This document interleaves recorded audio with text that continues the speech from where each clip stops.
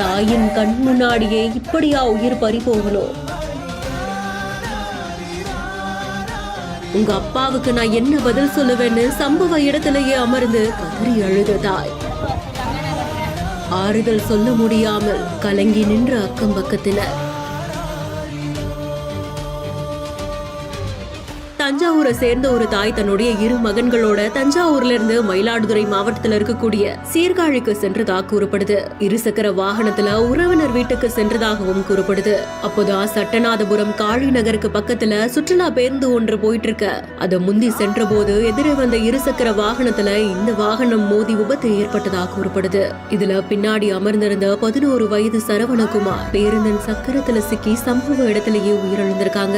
தகவல் அறிஞ்சு உடனடியா போலீசார் சம்பவ இடத்துக்கு வந்து காயமடைந்த தாயை 108 வாகனத்தின் மூலமா சிகிச்சைக்காக மருத்துவமனைக்கு அனுப்பி வைக்க சிறுவனுடைய உடலும் பிரேத பரிசோதனைக்காக கைப்பற்றப்பட்டிருந்திருக்கு. என்ன நடந்தது, விபத்து எப்படி ஏற்பட்டதுன்னு போலீசார் வழக்கு பதிவு செய்து விசாரணையும் மேற்கொண்டிட்டு இருக்காங்க.